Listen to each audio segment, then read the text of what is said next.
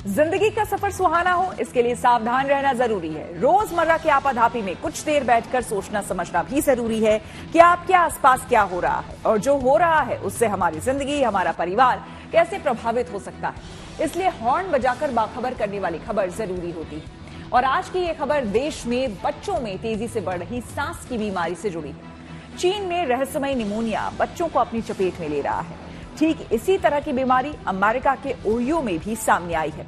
भारत में अभी इस बीमारी का कोई मामला नहीं आया है, लेकिन डॉक्टर मान रहे हैं कि हमारे यहाँ बच्चों को सांस से जुड़ी बीमारियां पहले से ज्यादा हो रही है। ऐसा क्यों है और बच्चों को सुरक्षित रखने का तरीका क्या है, ये जानना समझना जरूरी है। इसलिए हॉर्न बजाना भी जरूरी है।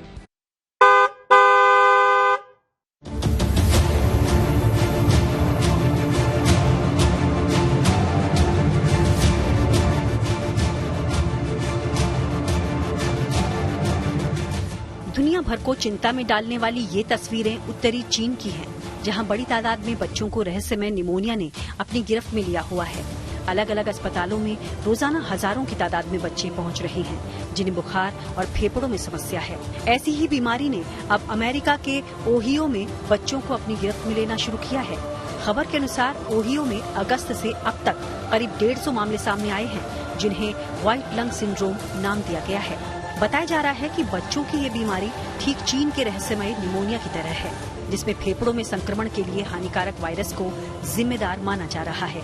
बेशक चीन या ओहियो में फैली रहस्यमय निमोनिया बीमारी से सतर्क रहने की जरूरत है, लेकिन डॉक्टर मान रहे हैं कि इसके अलावा भी भारत में बच्चों में सांस से जुड़ी समस्या तेजी के साथ बढ़ रही है, जिसकी वजह खराब लाइफस्टाइल और एलर्जी वाली चीजें हैं। इसलिए बच्चों की सेहत से जुड़े इस गंभीर मामले को लेकर हॉर्न बजाना जरूरी है।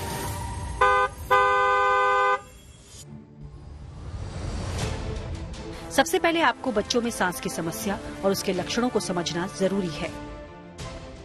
अगर बच्चे को कफ की समस्या हो, सांस लेने में परेशानी हो या घरघराहट हो, सीने में जकड़न और दर्द हो, तो इसे गंभीरता से लेने की आवश्यकता है। इसके अलावा बच्चे को बुखार के साथ सुस्ती का एहसास हो, उसे भूख न लगे और वो चिड़चिड़ा नजर आए, तो हो सकता है कि उसे सांस से जुड़ी समस्या या बीमारी हो। चीन में बच्चों को जिस रहस्यमय बीमारी ने अपनी चपेट में लिया है, उसके लिए लॉकडाउन को भी जिम्मेदार ठहराया जा रहा है, क्योंकि इस दौरान घर में बंद रहने और कोरोना काल की पाबंदियों की वजह से ही बच्चों की इम्यूनिटी कमजोर हुई और माना जा रहा है कि बच्चे मौसमी संक्रमणों के प्रति ज्यादा संवेदनशील हो गए। लेकिन डॉक्टर्स की राय में कई और कारण भी हैं, जिनकी वजह से भारत जैसे देश में बच्चों को सांस से जुड़ी बीमारियां हो रही हैं। इनमें वायु प्रदूषण सबसे अहम है। इसके अलावा घर के अंदर वेंटिलेशन की कमी, धूम्रपान, वायरल इन्फेक्शन, शारीरिक गतिविधियों से दूरी और पौष्टिक भोजन की कमी से बच्चों में सांस से जुड़ी बीमारियां तेजी के साथ बढ़ रही हैं। बच्चे खेल के मैदान से दूर और स्क्रीन के ज्यादा करीब होते जा रहे हैं, जिसका असर उनकी इम्यूनिटी पर पड़ रहा है। नवजात या छोटे बच्चों में इम्यूनिटी विकसित हो रही होती है, इसलिए उनके संक्रमण की चपेट में आने की आशंका वैसे भी ज्यादा रहती है। यहाँ आपका ये भी समझना जरूरी है कि बच्चों में सांस से जुड़ी कौन कौन सी बीमारियां हो सकती हैं। इनमें अस्थमा, ब्रोंकाइटिस, निमोनिया, क्रुप या कंठ रोग जैसी बीमारियां शामिल हैं। अक्सर मौसमी इन्फेक्शन जैसे इन्फ्लुएंजा भी बच्चों में सांस की समस्या की वजह बनता है। स्कूल, डे केयर में जहां बड़ी तादाद में बच्चे मौजूद होते हैं, ये संक्रमण फैलता है और बड़ी संख्या में बच्चे इसकी चपेट में आ जाते हैं। इसके अलावा मौसम में आ रहे बदलाव से भी बच्चों को सांस की दिक्कत हो सकती है। इसलिए यहाँ ये समझना जरूरी है कि बच्चों को सुरक्षित कैसे रखा जाए। इसके लिए सबसे पहले वैक्सीनेशन आवश्यक है। जरूरी वैक्सीन के अलावा इन्फ्लुएंजा और निमोनिया की वैक्सीन बच्चों को जरूर दें। साफ सफाई का विशेष ख्याल रखें, जैसे हाथ धोना, खासकर भोजन से पहले और खांसने या छींकने के बाद। बच्चों का हाथ धोना बहुत जरूरी है।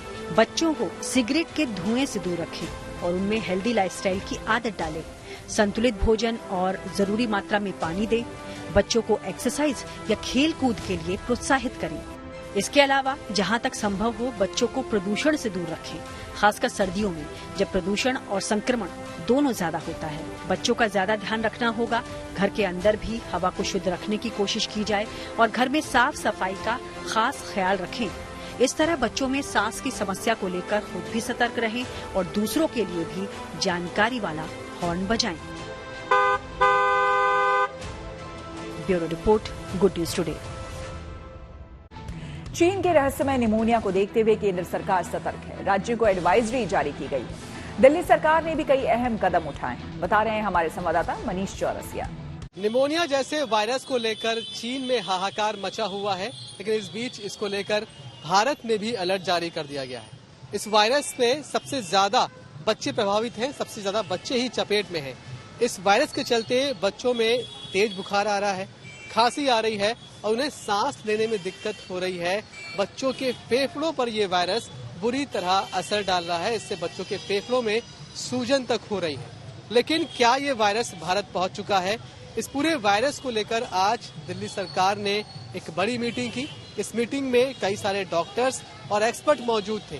मीटिंग के बाद दिल्ली सरकार के मंत्री सौरभ भारद्वाज ने कहा कि वो लगातार हालातों पर नजर बनाए हुए हैं।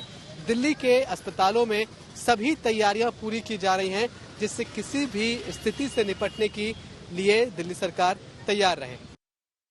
हमारे अस्पतालों में इस तरीके का कोई ऐसा अलार्म नहीं है कि इस तरीके की कोई अननोन पैथोजन आए हों। बताया जा रहा है कि जो इन्फेक्शन आ रहे हैं वो बड़े नोन पैथोजन्स हैं, जो अक्सर इस सीजन के अंदर आते हैं, चाहे वो बैक्टीरियल हों चाहे वायरल हों।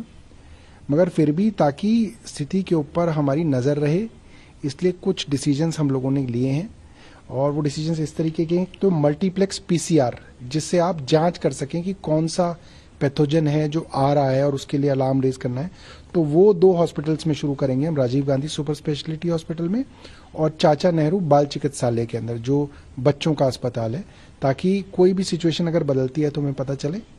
दूसरा, एंटीवायरल ड्रग्स जो बच्चों को सिरप की जरूरत होती है, उसके लिए हम लोग अभी डायरेक्शन दे रहे हैं कि उसको जो है पर्याप्त मात्रा के अंदर हम लोग ले लें कि अगर जरूरत पड़े तो हमारे पास होना चाहिए। दूसरा, जो कोविड के रेस्पिरेटरी डिसऑर्डर्स के समय पे जो ज़रूरतें अस्पतालों के अंदर होनी चाहिए, उसके लिए भी हम एडवाइजरी कर रहे हैं, ताकि कोविड प्रिपेयर्डनेस पीडियाट्रिक केयर की नज़रिए से जो है दिल्ली के अस्पतालों के अंदर हो। और बेसिक एडवाइजरी एक हम लोगों के लिए करेंगे, क्योंकि हमारा मानना है कि सीजनल तौर पे भी जनवरी के अंदर इस तरीके के खांसी, जुकाम और इन्फ्लुएंजा के मामले बढ़ेंगे। तो ताकि पब्लिक के अंदर इसको लेके पैनिक ना हो, इसलिए लोग मानसिक तौर पे इसके लिए तैयार रहें कि जनवरी में इस तरीके के मामले साधारण तौर पे भी बढ़ेंगे।